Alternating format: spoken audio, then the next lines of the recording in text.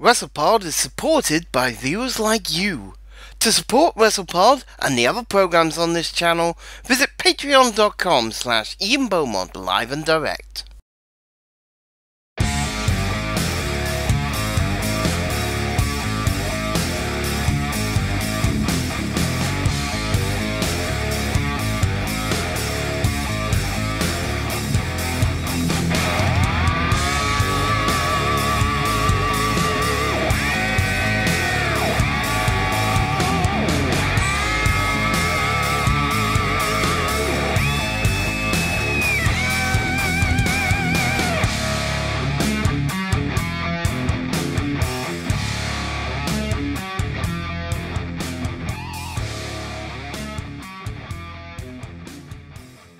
From Ian Beaumont, live and direct, this is WrestlePod. Back after an unplanned week's break, I'm Ian Beaumont, and yeah, basically, I was going to do this particular episode last week, except that when I started looking into it, I started seeing so many things. I had to kind of narrow it down, so it's taken me 2 weeks to put this together. But basically, we're talking the backlash after backlash, and we're talking about the problems with WWE in general, because they are one and the same, or at least they share enough similarities that, yeah, it kind of means I can bring this up in this episode. So, that being said, what was really wrong with Backlash? Well, not as much as I think people like to make out. And that's probably going to make some people say, whoa, hang on. The ending of AJ Styles versus Shinsuke Nakamura was counter and say, no, it wasn't. Most internet wrestling YouTubers, podcasts kind of got this wrong. And I do mean wrong because they called it a count-out. No, it's not a count-out. Here's why. Nobody was outside the ring. In Greatest Royal Rumble, both AJ Styles and Shinsuke Nakamura were outside the ring. That was a double countout. Quite agree. Backlash, we didn't have a count out. Or a double count out. We had a double knockout. Or, I suppose to be really correct, a double technical knockout. Because they weren't actually out. They were just in too much pain to make the 10 count. So, yeah, I kind of feel like we had a nice finish there. Some people say, well, it was a draw. Yes, it was a draw, but technically the correct decision, if we are going by the various decisions, is a double knockout. You know, it's not no pinfall. There was no submission in the match. Neither guy gave up. It was a no disqualification match, so they couldn't be disqualified. That's why you had all those low blows. Countouts were a thing, although the ref didn't count any. Never did I see the ref start counting either participant out when they were outside. So I have to assume that there was a no count out stipulation as well.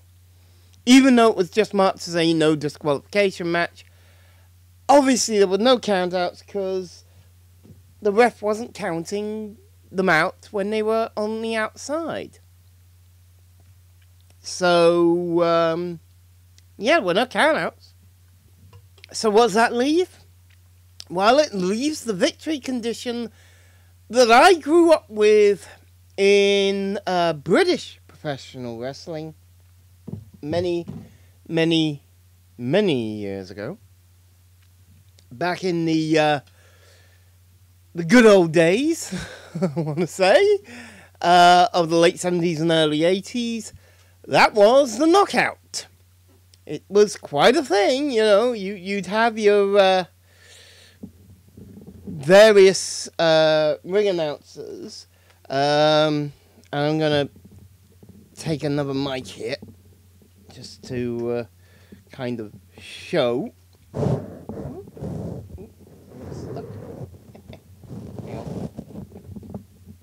That's it.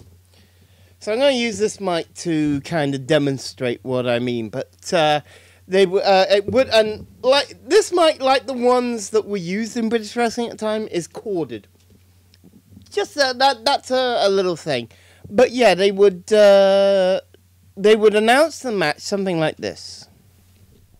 Hey, thank you, ladies and gentlemen. This next contest is an international catchweight bout to be decided over 6 5-minute rounds. 2 falls, 2 submissions, or a knockout will decide the winner.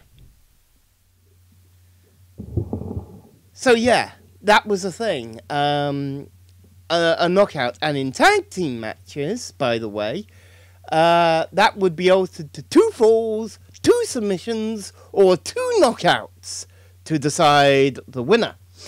So yeah, that was quite a thing.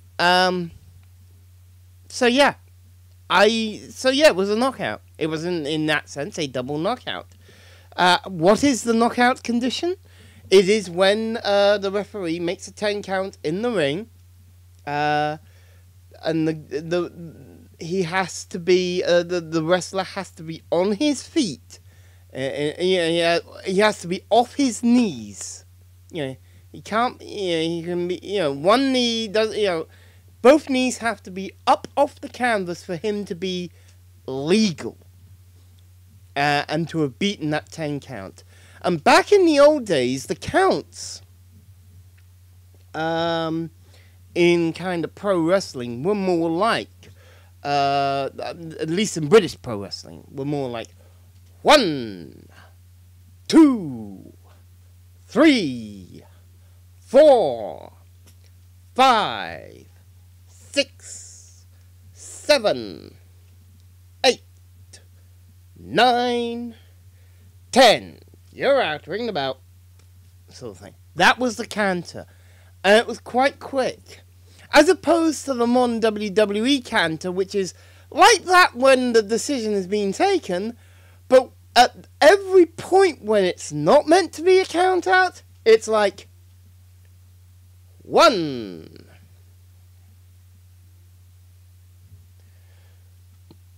2,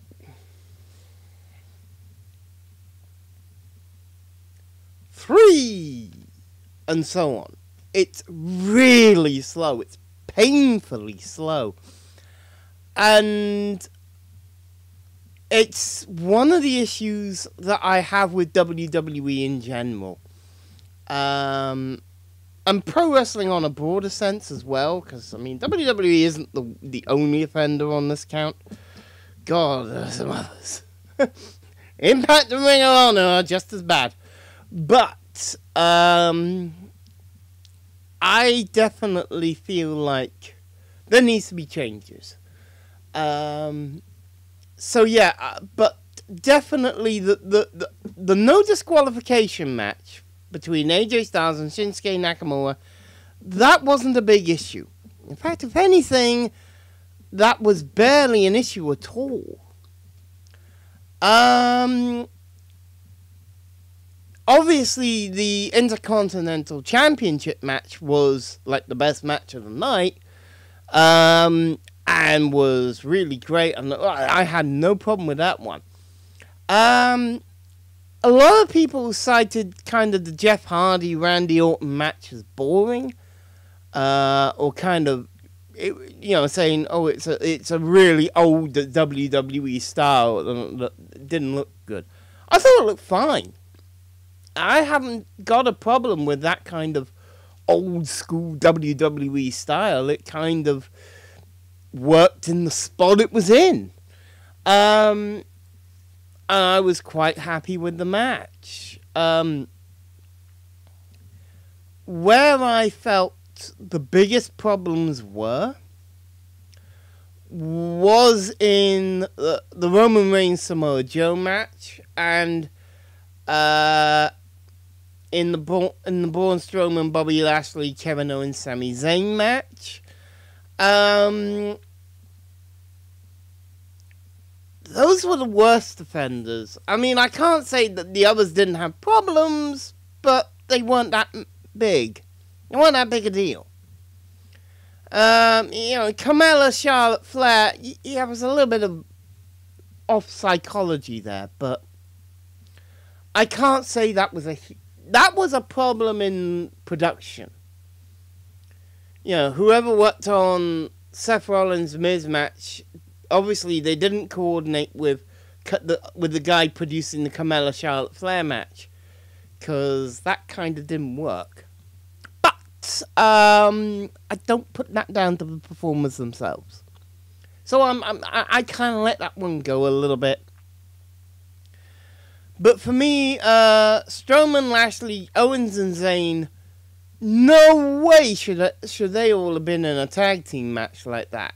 That was bad booking from the get-go. And really, and that's one of the big problems with WWE, and I'll go into it in more detail, but specifically with this, it was talent being put together just for the sake of getting them on a show. Strowman and Lashley don't really feel like a necessary tag team. Owens and Zayn are, but they're being horribly misused at the moment. So yeah, I really did not like that match at all. It felt like a waste of great talent. And then there's Roman Reigns, Samoa Joe. And quite honestly there, I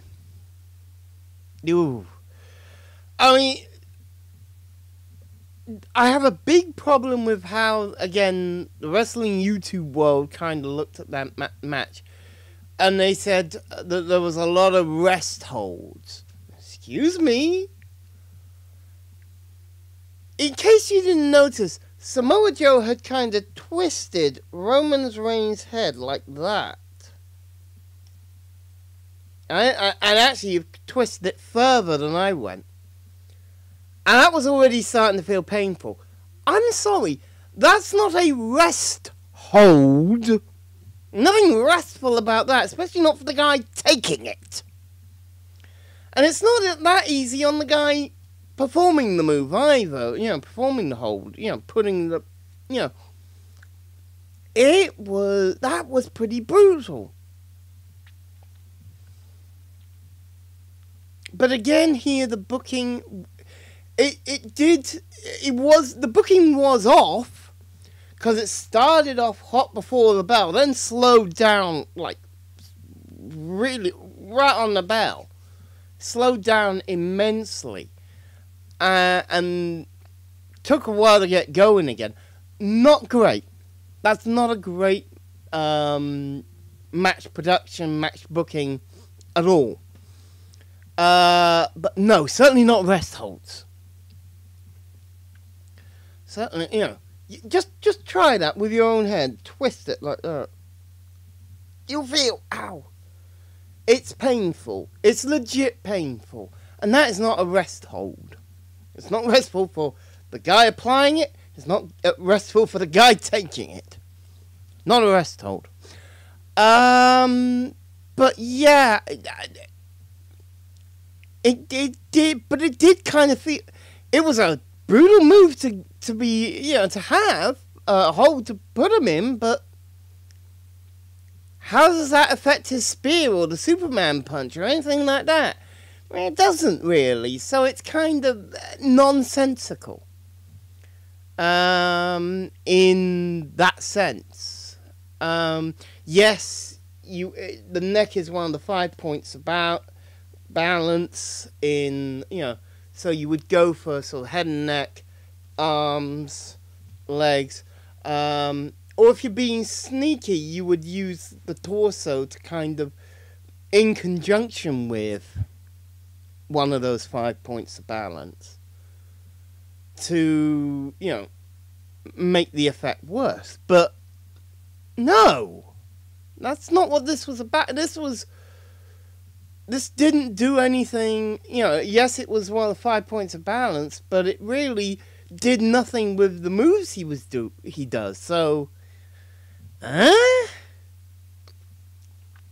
what was off about it. Psychology-wise, kayfabe terms, and sort of match strategy, that made a little sense. If you just wanted to hurt the guy, yeah, you'd hurt him a lot. But in terms of match strategy, it really didn't make a lot of sense.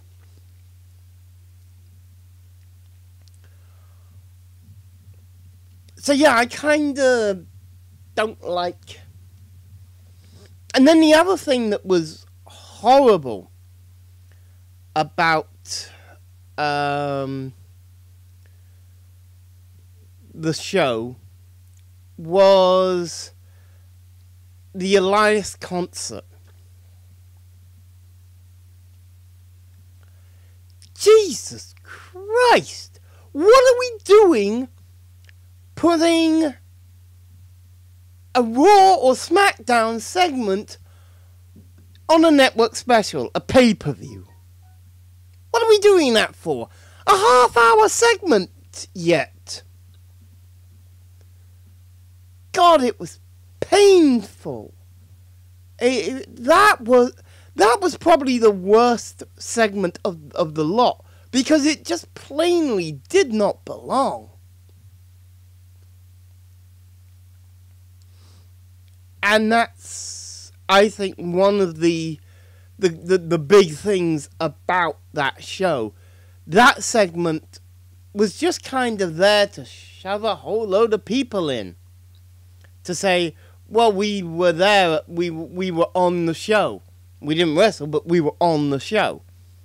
I just did not like that. You had the New Day, you had Rusev, Aiden English, No Way Jose, Titus Worldwide, Fashion Police, Bobby Roode, all in that segment that you could have done much better the next night on Raw in a lot less than half the time. Really bad. That was the worst of it. And I say that was the worst of it. I mean, the matches themselves, I think the Roman Reigns winning over Samoa Joe really, as a booking decision, kind of didn't make sense either. I mean, not saying that he couldn't win against Samoa Joe. He definitely could, but that was not the point. The point was there was a better story here in having him lose to Samoa Joe as well. You kind of could do more from that basis than you can now. And so yeah, those were the specific problems with Backlash. But that made me say, okay, well, some of this relates into general problems that there are, I feel, at the moment with WWE. Certainly the AJ Shinsuke match showed up in the way it handled that non-decision, as it were, that draw. And the way it's done that, twice in quick succession, once via double count out, once via double knockout, it kind of highlighted that, yeah, WWE don't really use a lot of the various decisions, and there were a lot of other issues that came out of individual matches. So, I think I should highlight the various problems that WWE has right now. And one of those is something that I'm not sure many people will agree with me on this, but to me it's a big issue. Matches do not have time limits. Now, I get why that is. I get what, there is a certain expectation that if a match runs less than 10 minutes, it's not going to be as good as a match that runs over 10 minutes. But honestly, one of the best matches we have seen in recent time was the Goldberg-Lesnar match at Survivor Series 2016, and that didn't even last 90 seconds. And yet it was a perfectly well put together and executed match. It was very short, but it did everything it needed to do in that time. Even the Lesnar Goldberg rematch for the Universal Championship at WrestleMania 33. I don't think that ran over 5 minutes, but that did everything it needed to do. So yeah, I kind of think we're good. There's no problem. It's not the time. It's not the length of time. It's what you do with it. Now, obviously, you have Seth Rollins against The Miz at Backlash was the second longest match on the card at a bit over 20 minutes, 20 and a half minutes exactly. And that's considered the match of the night. Yet, one of the worst matches of the night, according to most reviewers I've seen, was Roman Reigns Samoa Joe, and that ran only 2 minutes less. In fact, I've seen some people that rate Daniel Bryan Big Cass above Roman Reigns Samoa Joe, and Daniel Bryan Big Cass was only 7 minutes 45. It wasn't even 8 minutes. So, again, it's not the length of time that the match takes. It's what you do in the match. It's the story that you're telling.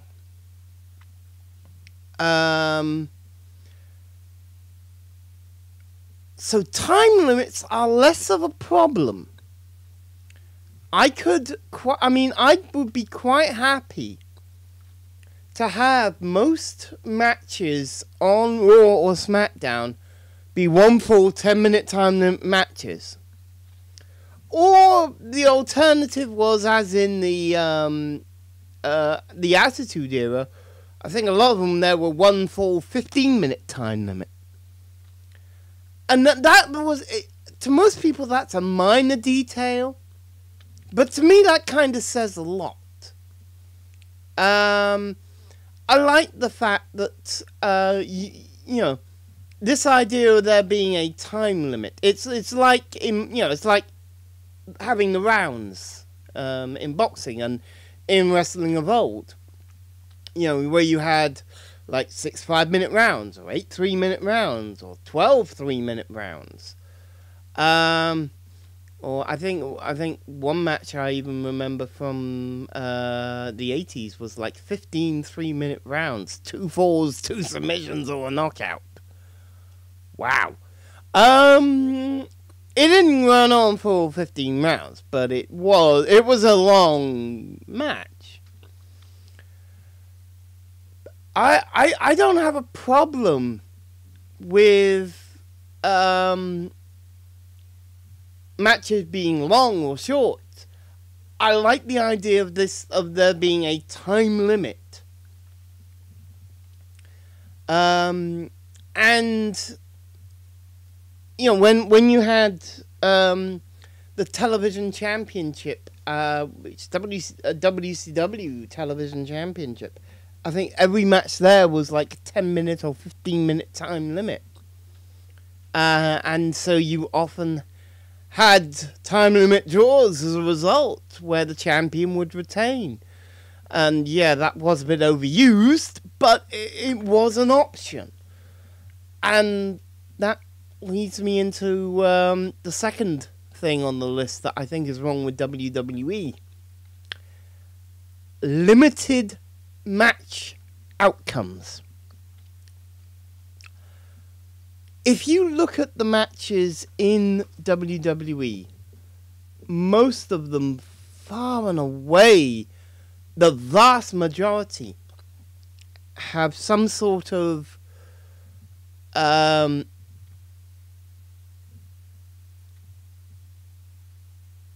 clean or at least semi-clean outcome. It's either a pinfall or a submission.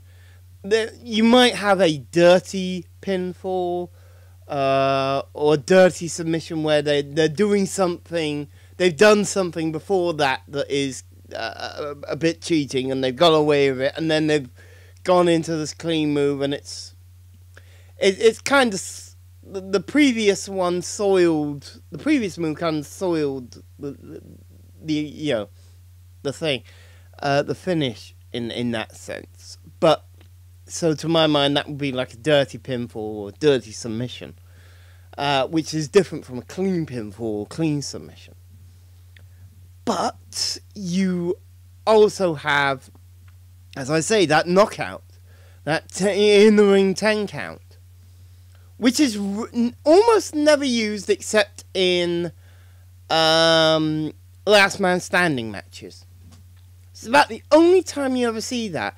In fact, that's why I was quite happy to see it in the AJ Shinsuke match. It was like, damn. Good on you for pulling that one out, WWE. That's a little bit of inventive booking there. It's not a clean victory. It's not a dirty victory. It's a variation. It's the old last man standing thing. But this not being a last man standing match actually kind of makes that a little more unique and worth and good above anything else. So I was quite happy to see that being used there. Yes, it will mean if you have the last man standing, it will kind of feel like we've already seen this outcome. But at least it will be a different stipulation to the straightforward no DQ. But I'm kind of looking for a different match anyway from them, rather than a last man standing. I wouldn't mind a last man standing, but I don't think that's what I'm looking for. But yeah, so nice to see that knockout outcome being used. And then you get, obviously, one side or the other being disqualified, or counted out, or both being disqualified or counted out. And WWE were way too guilty of that especially in the Attitude Era. And in the Ruthless Aggression Era as well. Very much they were just way too guilty of utilizing that disqualification finish especially. It just felt kind of wrong. It was overused. AWA used to overuse disqualifications and countouts up the wazoo. Even WWE weren't quite that bad. But, yeah, they are kind of cheap. But done right, for the right reason, storyline-wise, it will be fine. It's just, they have been so... I understand why WWE really tries to avoid them now, because they have been chronically overused by many a wrestling promotion in the past. Not just WWE themselves. Impact's done it. Ring of Honor's done it. ECW's done it, did it a bit. WCW did it. Everybody did it. AWA, NWA, they've all done it at some point. AWA were one of the worst, but honestly, I nobody isn't guilty of using this sometimes a little too much. And sometimes in the wrong place as well. But yeah, I kind of like the idea of, you know, having that time limit draw as an option, having the disqualifications and the countouts, and the knockout as a match outcome, because the more variety you can utilize, the better your product will be, because people won't quite know what is coming. Which leads me into the third problem: bad booking and production. Yes, WWE does feel a little predictable in its booking way too often. I mean, not always. Sometimes they you know, with the let's two different examples here of booking that went differently to how the prediction was, and one was perfectly fine, in fact probably good, and one just wasn't. The one that worked was Asuka versus Charlotte at WrestleMania. I'm gonna pick both matches from WrestleMania 34. Asuka Charlotte. Everybody was expecting Asuka to win. Everybody was expecting it.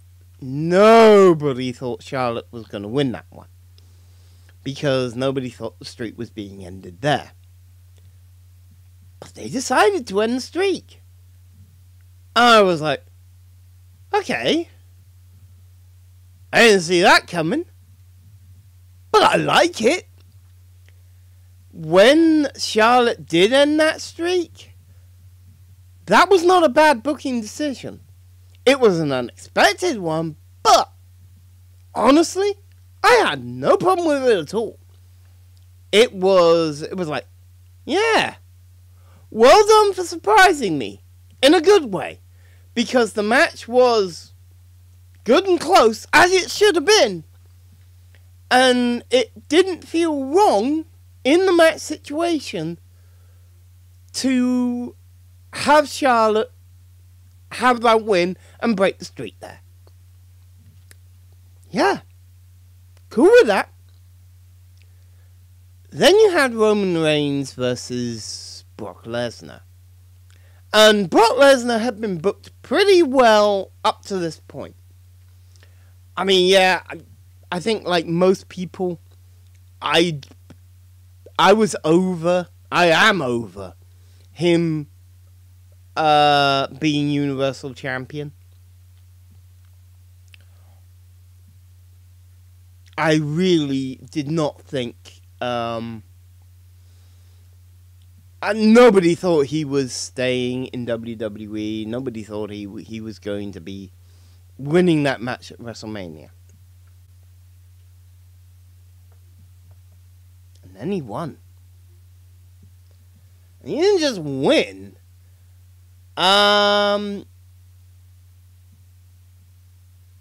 He won, but with the use of 6 F5s. What? Roman Zane's kicking out of 5 F5s, and eventually being put down on a 6th. Good God, for something that had put down Braun Strowman and Samoa Joe in just one go, needing 6 to put down Roman Reigns? No, come on. That was a classic example of bad booking. Because the match was, and also bad production as well. Because everything was suplexes, Superman punches, spears, or F5s. Never mind 5 moves. Never mind the standard criticism of most wrestling matches that everything finishes on 5 moves of doom. There wasn't even 5 moves. I think in that match I'd have been happy if there had been 5 moves of doom, because there wasn't even 5 moves in the entire match. Not like 5 different ones.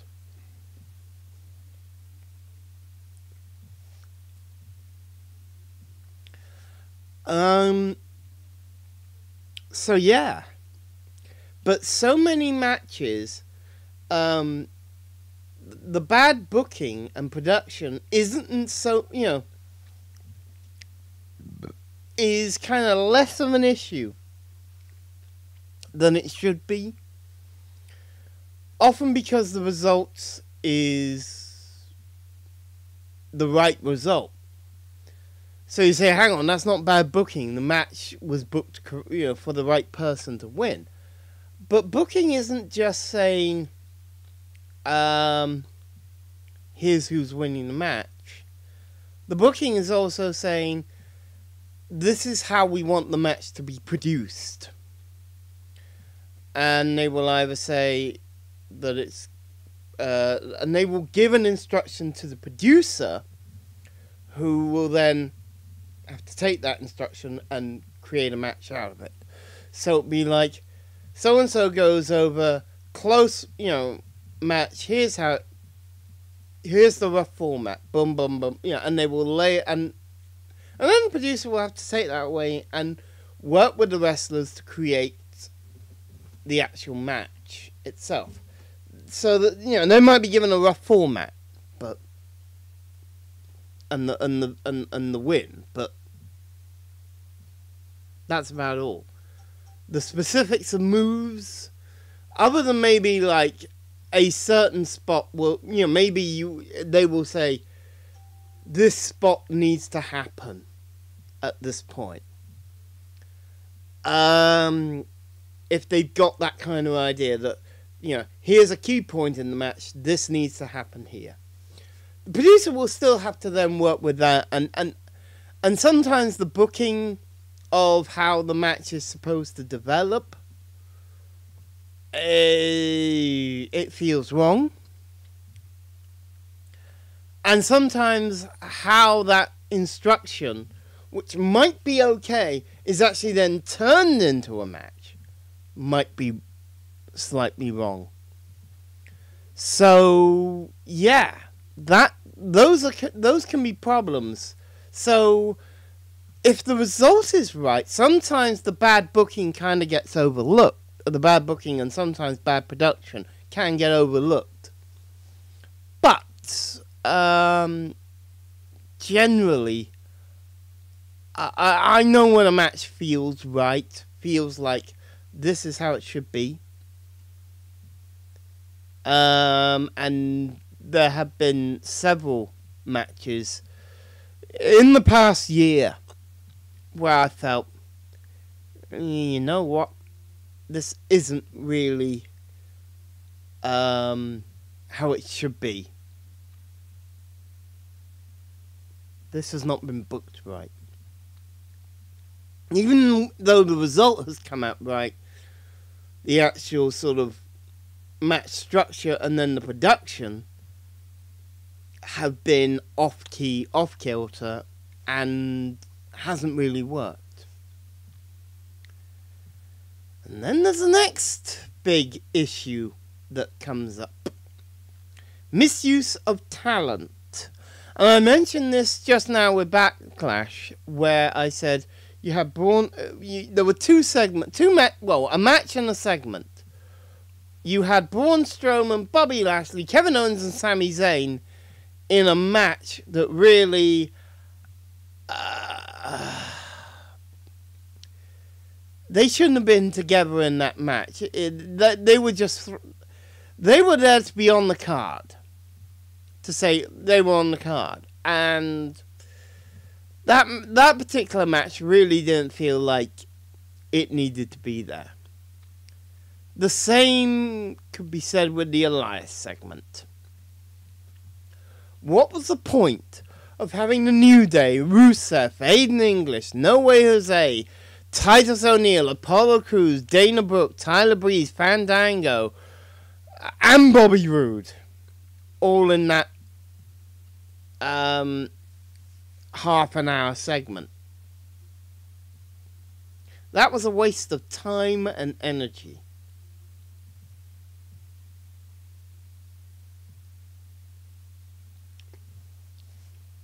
It didn't need to be there. It was just to get those guys onto the show. And it really didn't feel like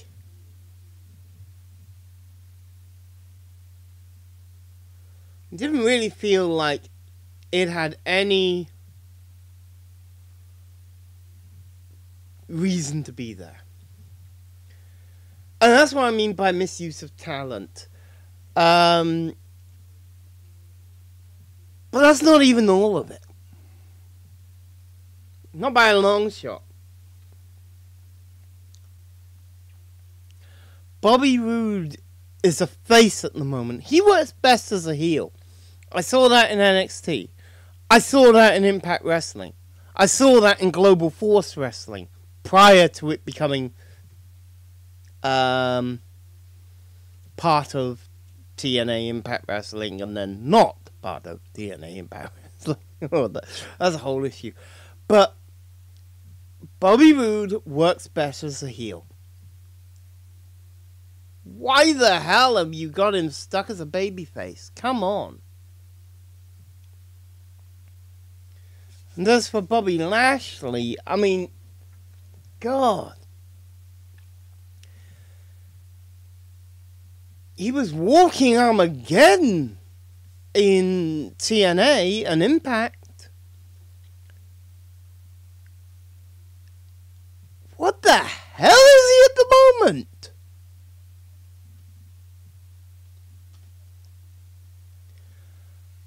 I really don't think...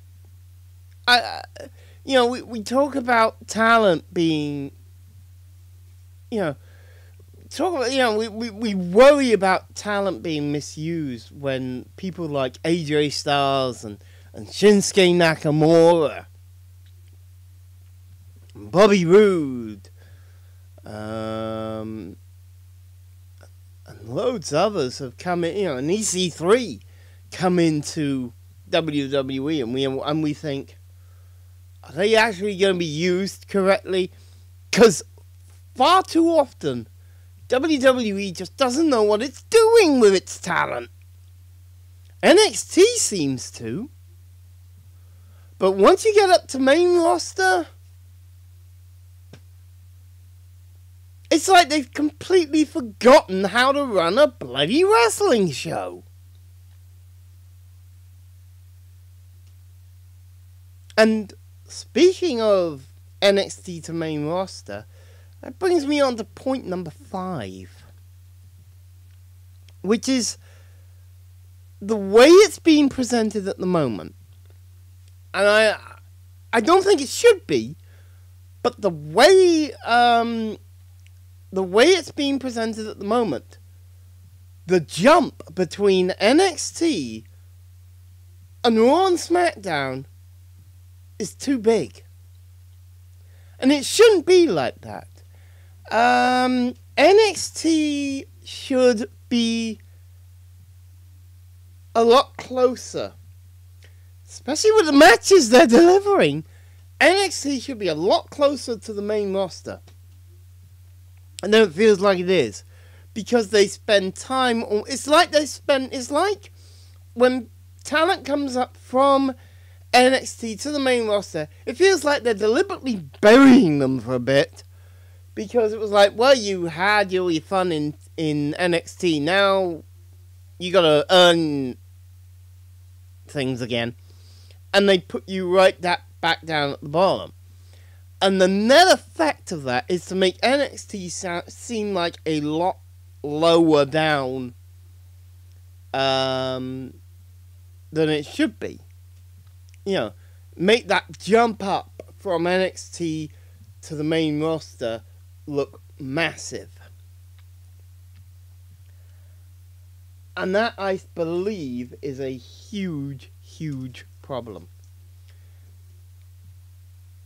If you book some of that top tier NXT talent, you know, as champion, the least you should be booking them for is the mid-card title scene.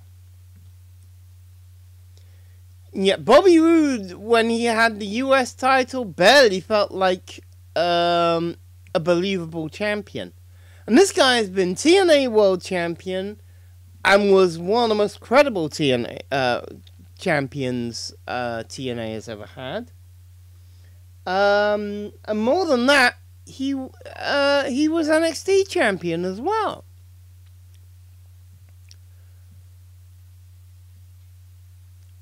And that goes back to the bad booking of matches and the misuse of talent. Because it now makes NXT look like it's not even AAA.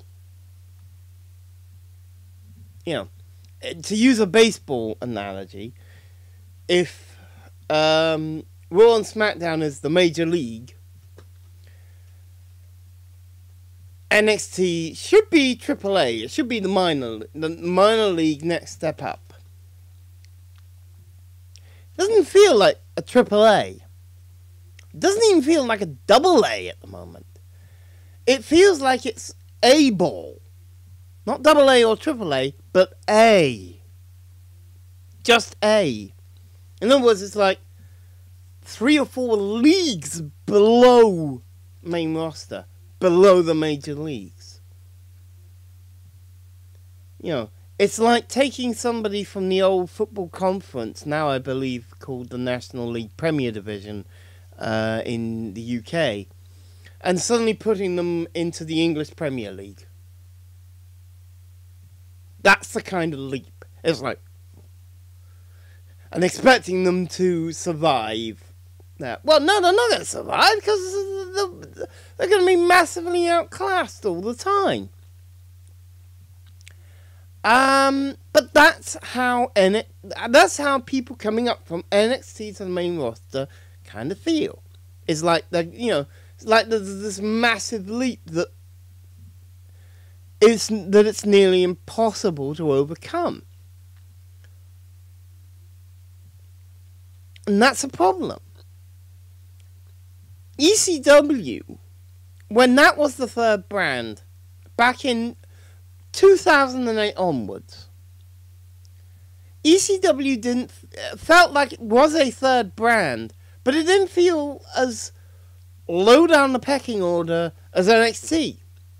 It felt like you could actually slot that in now on the network. A 1-hour weekly ECW show,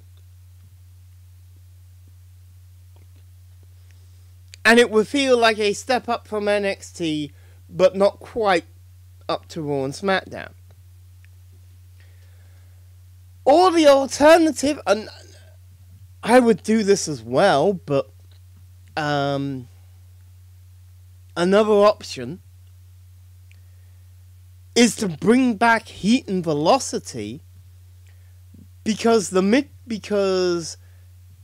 main event is not a mid-overflow show. You get 2 matches on main event, one of which is usually a cruiserweight match, the other one is usually Kurt Hawkins. And Kurt Hawkins, he's fine. He's got a nice little storyline going on with this losing streak at the moment. I think it's somewhere near the 200 mark, or maybe over 200 by now, I'm not sure.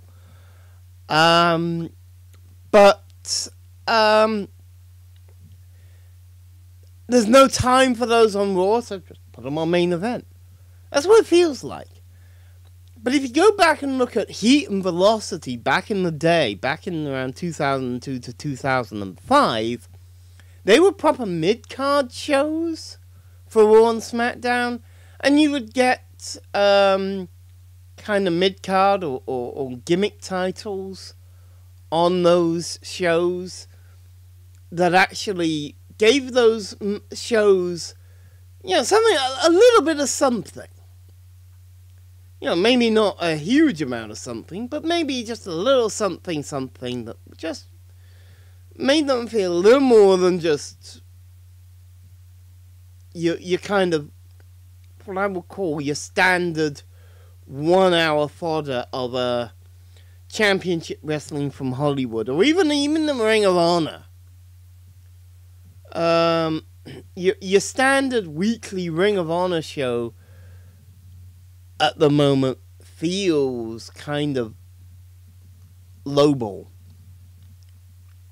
It feels kind of like it's barely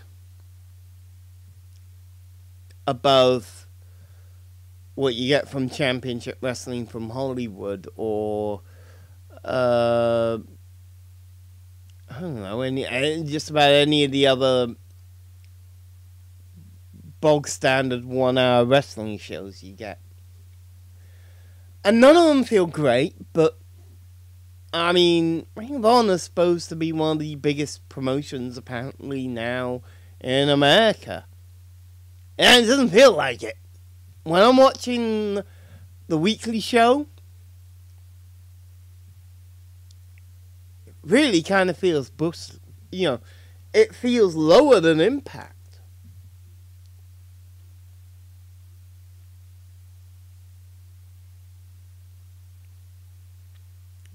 And that's not because of talent.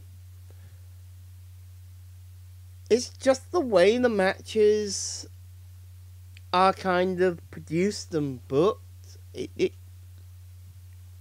feels weak.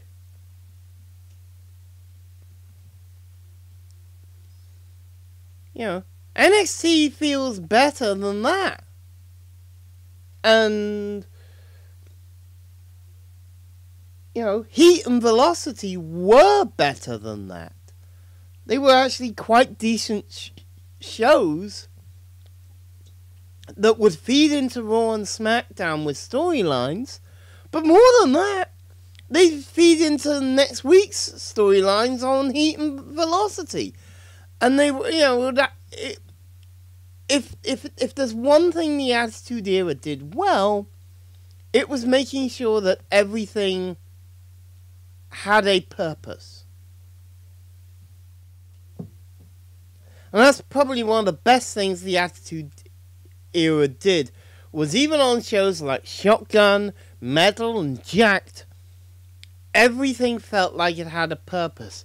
It was either setting up something or something to set up setting up something down the line.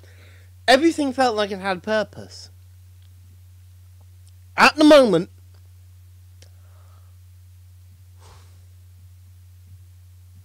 there are matches on Raw and on SmackDown from week to week that often don't feel like they have a purpose. It's not the same every week,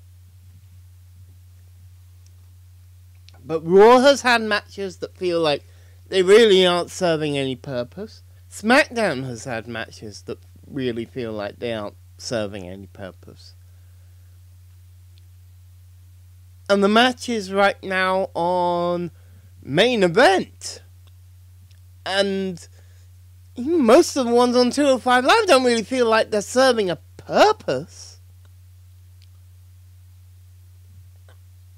This is one thing that WWE does wrong. This whole sort of,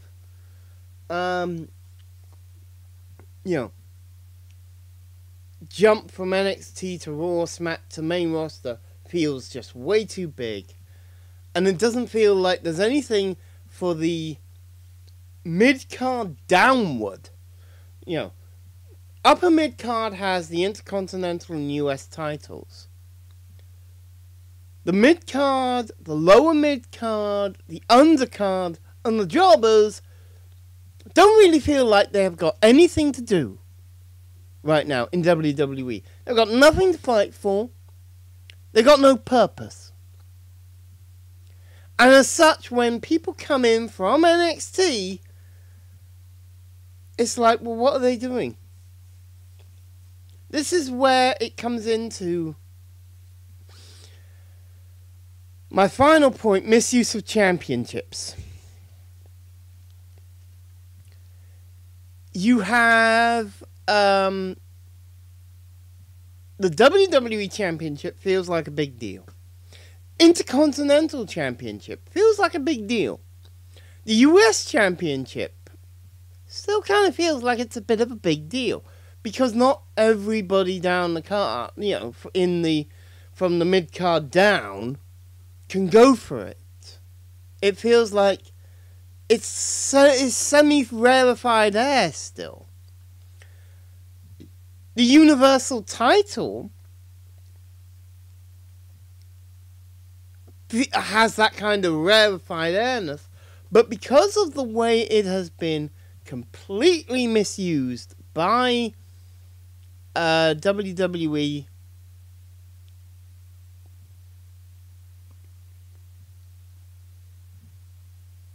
basically since Brock Lesnar won it. And I'm not saying he didn't deserve to win it. Yes, he did deserve to win it in that match. But since then, the way the booking has been done, and the way, I was kind of holding off on it until we saw what happened at WrestleMania. Now I can say the booking for the Universal Championship has been really bad, and they've severely misused that title. I get you don't want it on TV every week, and maybe you don't necessarily want it at every pay-per-view,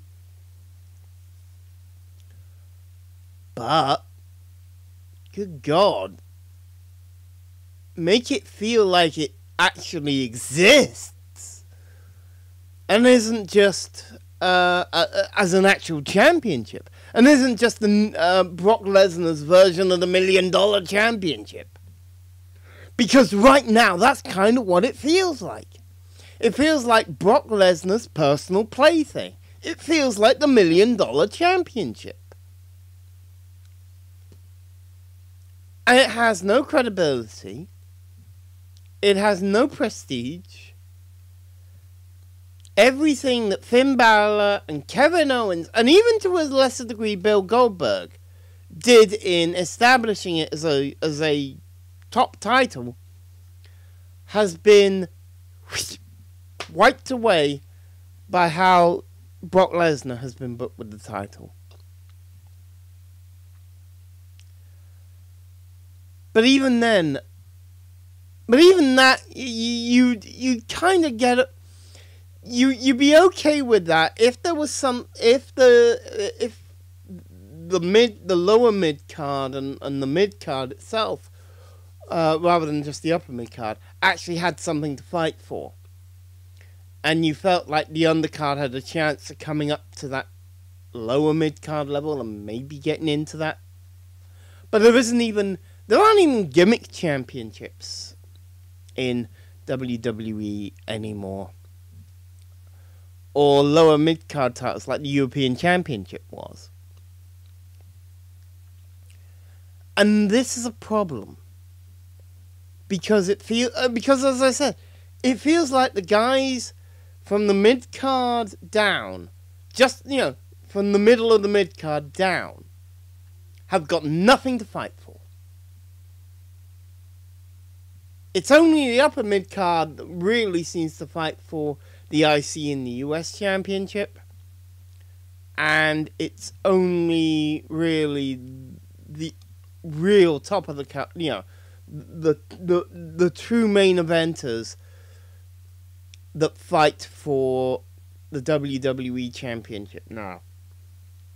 And somebody's going to say, well, what about that Jinder Mahal experiment? Well, that was going from undercard straight up to main event. That's never going to work. It would have been better if it would have been more believable if he'd been something like US champion. If he'd suddenly won the US title out of nowhere, that would feel like a big something, and you go, oh, okay. But going straight up to the WWE Championship, no, that was wrong. Championships have been badly misused, and there just isn't that sense of progression. Of people being able to progress up the card properly to be at the level for the IC and the US Championship. And this sense of something's needed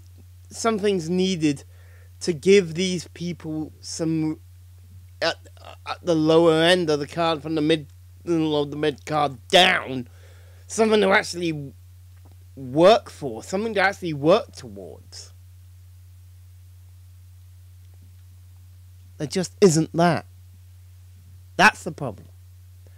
So there you go. My thoughts about what is wrong with WWE. Do you agree with the points I made? Do you think I've missed something in particular? Is there something that you say, well, I'm surprised you didn't talk about this?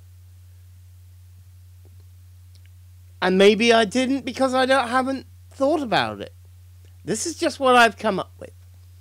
So if there is something I haven't mentioned and you're thinking, oh, you're missing something particular, this is a big deal and you didn't even touch on it, drop it down in the comments below and let's talk. Because, damn, we know there are problems with WWE. What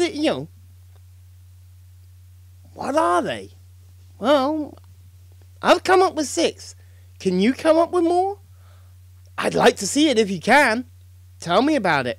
Let's get talking on this one. Because this one kind of worries me for this year in WWE terms. We'll see. That is that.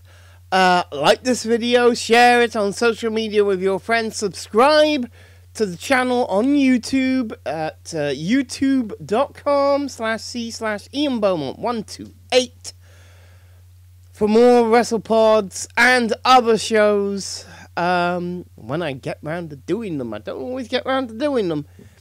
Whatever else I might do, keep up.